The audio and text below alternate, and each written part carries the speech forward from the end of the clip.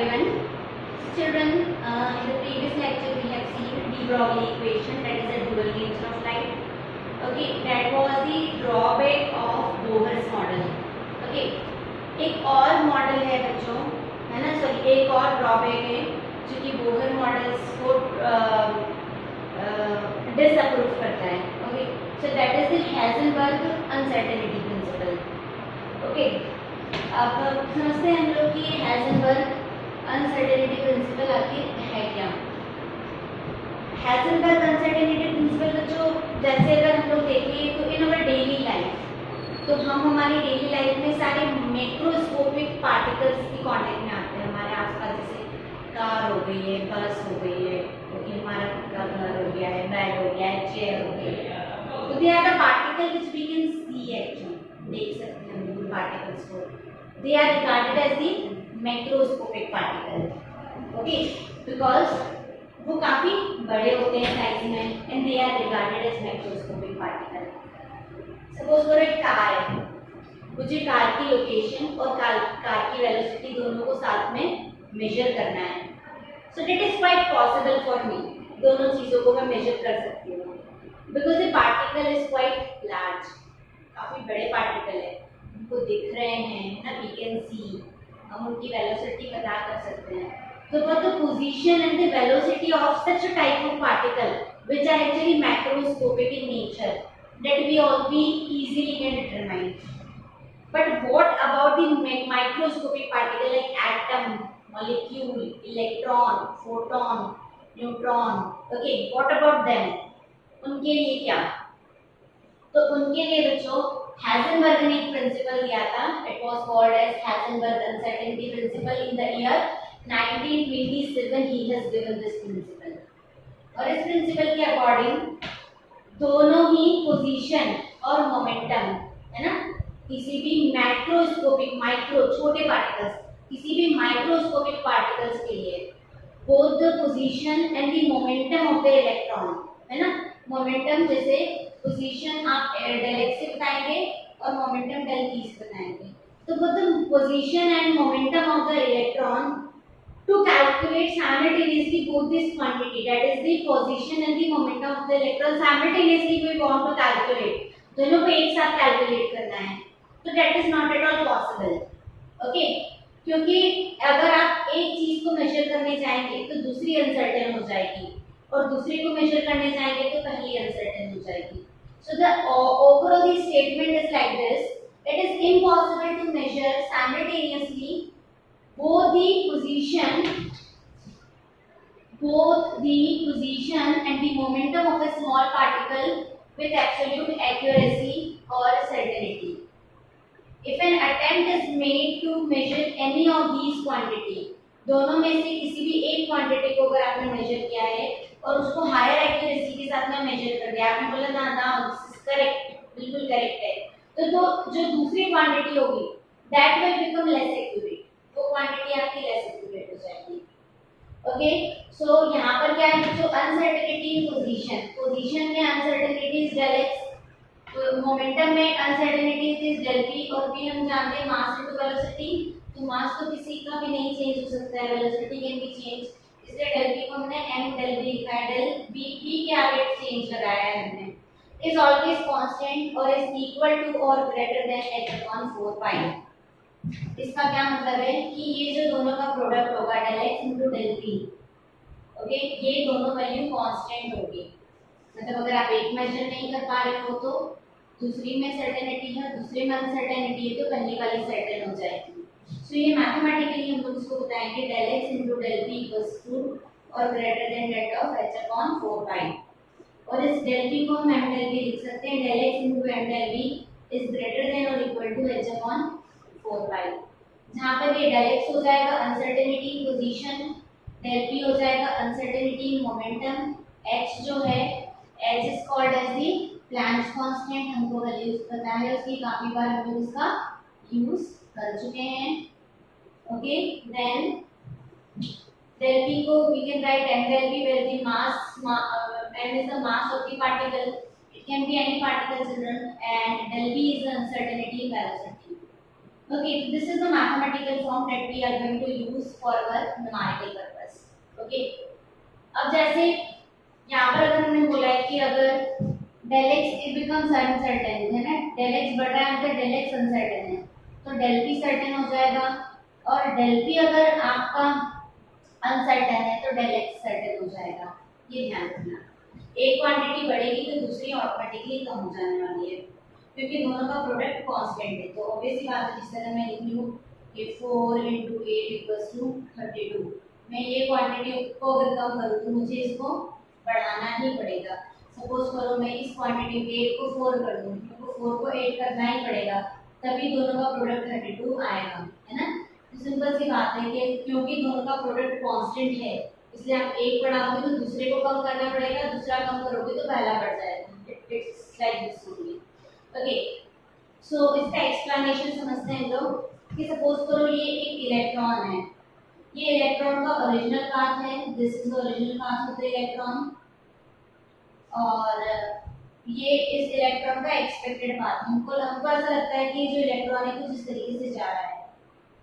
हमने एग्जैक्टली क्या किया, हमने इस इलेक्ट्रॉन के पाथ को ट्रेस करने के लिए, हमको इसकी पोजीशन को ट्रेस करने के लिए हमने एक इंसिडेंट लाइट इस पे दी। ओके, ये इंसिडेंट लाइट इस पे जाकर गिरेगी तो ये जैसे ही एक लाइट को एब्जॉर्ब करेगा, इलेक्ट्रॉन जैसे ही लाइट को एब्जॉर्ब करेगा ये अपना पाथ चेंज कर लेगा, ये अपनी वेलोसिटी चेंज कर लेगा। सिंपल सी बात है, पाथ चेंज हो गया, वेलोसिटी चेंज हो गई, मतलब आपने बेसिकली इसकी पोजीशन को तो लोकेट कर लिया, लेकिन जैसे आपने इसकी पोजीशन को लोकेट करा, जैसे आपको पता चला ये इलेक्ट्रॉन यहाँ है, वैसे ही आपको इसकी लोकेशन पता चली जैसी, लेकिन जैसे इसने लाइट एब्जॉर्ब करी इसने अपनी वेलोसिटी को चेंज कर लिया, इसने एक न्यू पाथ ऑप्ट कर लिया, इसने अपनी वेलोसिटी को चेंज कर लिया।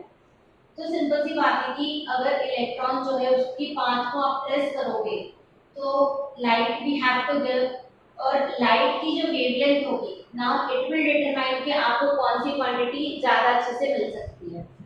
तो इन्होंने बोला है कि जैसे सपोज करिए शॉर्टर वेवलेंथ अगर आप यूज करें, छोटी वेवलेंथ आप यूज करें, तो हम जानते हैं लैम्बडा = h/p। आप लैम्बडा छोटा यूज करोगे तो मोमेंटम बढ़ जाएगा। ओके, सो यहाँ पर क्या हो जाएगा कि अगर आप शॉर्टर वेवलेंथ की लाइट यूज करोगे तो higher will be the momentum, momentum बढ़ गया, मोमेंटम बढ़ जाएगा तो डेल एक्स अपना ऑटोमेटिकली आपको कम करना पड़ेगा अकॉर्डिंग टू दिस इक्वेशन। लेकिन अगर आप हायर वेवलेंथ यूज कर रहे हैं तो मोमेंटम डिक्रीज होगा, और मोमेंटम डिक्रीज होगा तो आपका डेल एक्स बढ़ जाएगा। तो इट्स वेरी सिंपल स्टूडेंट कि आप कौन सी वेवलेंथ की लाइट यूज कर रहे हैं उसके ऊपर डिपेंड करेगा कि आपको कौन सी वैल्यू ज़्यादा सर्टेनिटी से मिल सकती है, ज़्यादा पॉसिबिलिटी से मिल सकती है। ओके, सेम बी प्रॉबिलिटी की तरह बच्चों हाइजेनबर्ग प्रिंसिपल जो है वो भी डिपेंड इसके ऊपर करता है only for the microscopic particles, वो भी माइक्रोस्कोपिक पार्टिकल्स पर ही डिपेंड करता है। ओके, तो ये हमने इसका प्रिंसिपल देखा बच्चों। इसमें मैं आपको बता दूं इस mathematical statement is very important. Now we have to see its numerical, हम लोग इसके अब न्यूमेरिकल देखने वाले हैं। ठीक है, okay, so here are the numericals of Heisenberg uncertainty principle children. First question, a microscope using spherical photons is employed to locate an electron in an atom within a distance of 0.1 angstrom. Locate an electron मतलब कहीं ना कहीं position की बात है। Okay, तो 0.1 angstrom, तो आपको डायरेक्ट दे रखा है 0.1 एंगस्ट्रॉम, है ना। आप लोग इसको क्या लिख सकते हैं, हम जानते हैं कि 1 मीटर जो है वो होता है 10⁻⁻10 angstrom, but this is already children 0.1, so if it is 0.1 so that should be 10⁻11 metre. तो 0.1 एंगस्ट्रॉम हो जाना है 10⁻11 मीटर। ओके, तो that is a del x। उन्होंने बोला है what is the uncertainty involved in the measurement of its velocity, मतलब आपको कहीं ना कहीं del v जो है वो काउंट करना है, del v आपको मेजर करना होगा यहाँ पे। ओके, और क्योंकि टू लोकेट एन इलेक्ट्रॉन है ना, यहाँ लोकेशन इलेक्ट्रॉन की पूछिए, तो मास हो जाएगा हमारा, mass of electron will be taken as 9.1 × 10⁻31 kg। आपको जो चीजें ध्यान रखनी है वो क्या है, स्टैंडर्ड यूनिट्स में हमने इसको लिया है ना, पोजीशन मीटर में है ना, वेलोसिटी मीटर पर सेकंड में आ जाएगी और मास जो है वो 9.1 इंटू 10 स्क्वायर माइनस केजी में आपको लेना है। ओके, हम जानते हैं फॉर्मूला क्या है, del x into m del p is equal to, is greater than और equal to h upon 4 pi, है ना, तो हम इक्वल टू करके निकाल लेंगे। So del x it is 10 square minus 11, then mass है 9.1 into 10 square minus 31। Okay, velocity del भी आपको निकालना है, एच है आपका 6.63 into 10 square minus 34 upon 4 into 3.14। Okay, यहाँ से डेल भी हो जाएगा हमारा 6.60 into 10 square minus 34 divided by 10 square minus 11 into 9.1 into 10 square minus 31. Okay, then 4 into 3.14. Okay, so ये जब आप इस पूरे को कैलकुलेट करेंगे बच्चों, so यहाँ पर जो आपका डेल v आएगा, del v comes out to be 5.79 into 10 square 6 meter per second. This will be your answer over here. Okay, very simple. कोई कुछ नहीं है इसमें, directly formula putting is there. Okay, now second question है हमारा, calculate the uncertainty in the velocity. Okay, del v calculate करना है हमको। ओके, मास आपको दे रखा है 3000 केजी और पोजीशन डेल एक्स दे रखा है प्लस माइनस 10 पिकोमीटर। जो 1 पिकोमीटर जो होता है वो होता है 10 स्क्वायर माइनस 12, तो 10 कितना हो जाएगा 10 स्क्वायर माइनस 11 मीटर, ये हो जाएगा 10 स्क्वायर माइनस 11 मीटर। ओके, तो अगेन हमको जो कैलकुलेट करना है वो है, देखो हम यहाँ पर डायरेक्टली फॉर्मूला ले लेते हैं, we have del x into m del v equals to h upon 4 pi. Okay, यहाँ से डेल बी हो जाएगा हमारा h into del x into m into 4 pi. So h है हमारा 6.63 into 10 square minus 34, del x हो जाएगा हमारा 10 स्क्वायर माइनस 11, मास दे रखा है हमको 3000। ओके, 4 और ये हो जाएगा 22/7 ले लीजिए, 3.14 ले लीजिए। जब इसका आप कैलकुलेट करोगे तो here the value of del v come out to be, del v आ जाएगा हमारा 1.76 into 10 square minus 27 मीटर पर सेकेंड। ओके, अच्छा यहाँ पे ये डेल एक्स इन्होंने ऐसा क्यों दे रखा है, सॉरी एक्यूरेसी प्लस माइनस 10 क्यों दे रखी है, बिकॉज कुछ भी हो सकता है, ज़्यादा भी हो सकता है, कम भी हो सकता है। It can be plus 10 also, it can be minus 10 also. Okay, now the next one it is calculate the uncertainty in the position of an electron. Okay, इस बार हमको डेल एक्स कैलकुलेट करना है। If the uncertainty इलेक्ट्रॉन की बात है तो मास हो जाएगा हमारा 9.1 into 10 square minus 31 kg। Okay, और डेल एक्स डेल बी आपको दे रखा है 5.7 into 10 स्क्वायर 5 मीटर पर सेकेंड। ओके, तो बच्चों इस बार हमको कैलकुलेट करना है क्या, डेल एक्स। तो हम जानते हैं del x into m del v equals to h upon 4 pi, और यहाँ से हो जाएगा हमारा कितना, ये डेल एक्स हो जाएगा हमारा h upon m del v 4 pi. Okay, so del x हो जाएगा हमारा h है 6.63 into 10 square minus 34, mass electron है इसीलिए 9.1 इंटू 10 स्क्वायर माइनस 31।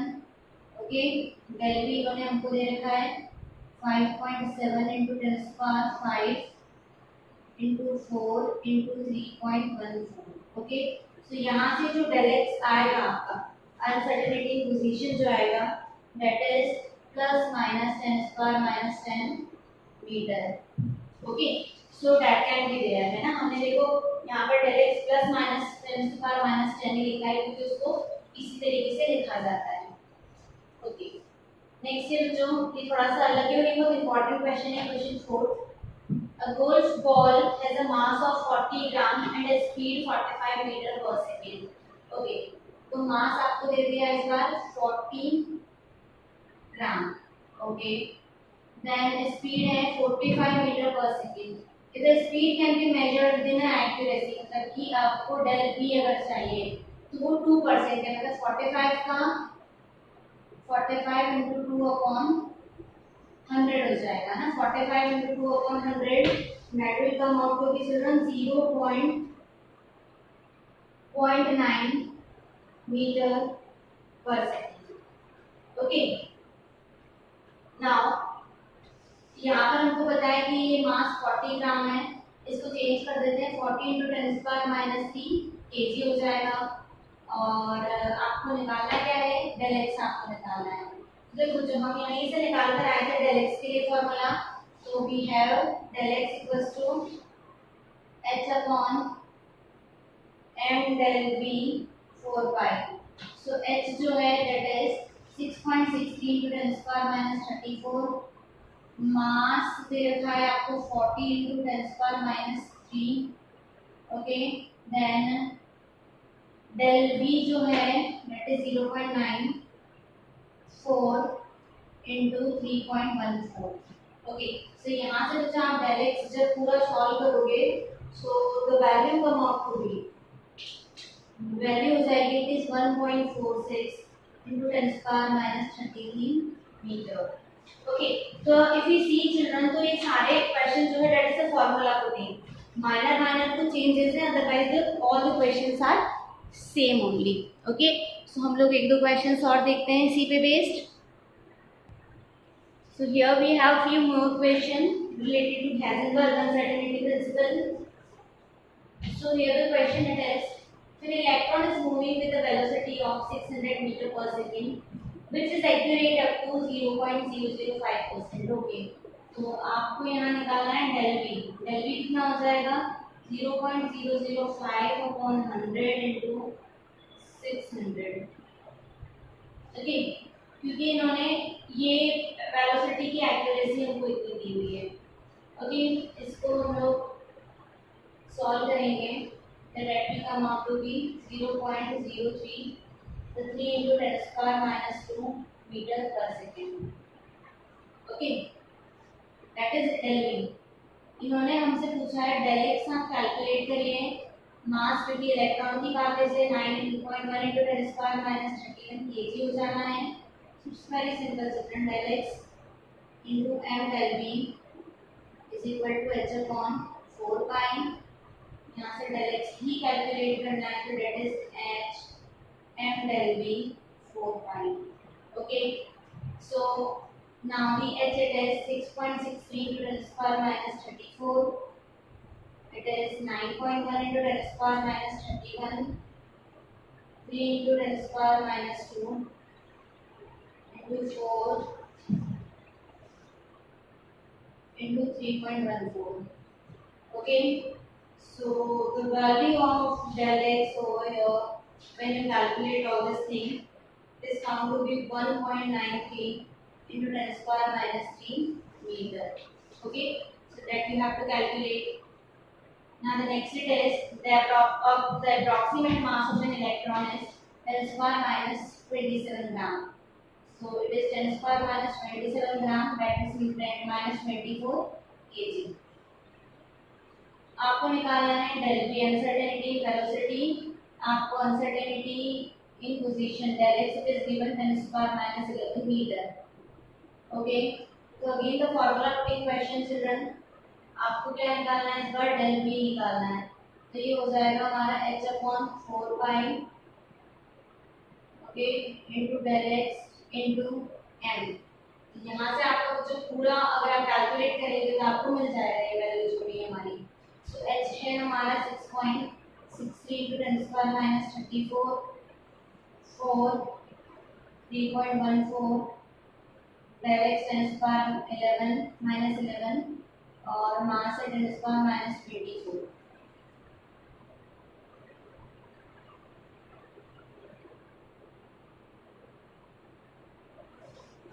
एक सेकेंड, केजी में ये वैल्यू हमारी और नेगेटिव में जाएगी। So if it is 27, so that will be 30 minus 30 हो जाना है ना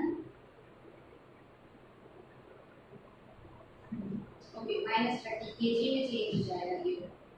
So when you calculate the value of del v, यहाँ से del v आ जाएगा 5.25 into 10⁻6 meter per second now the next it is calculate the product of uncertainty in position, मतलब कि आपको del x and velocity into del v इस बार calculate करना है electron के लिए। तो इलेक्ट्रॉन का मास हमारा है 9.1 into 10 स्क्वायर माइनस 31 kg।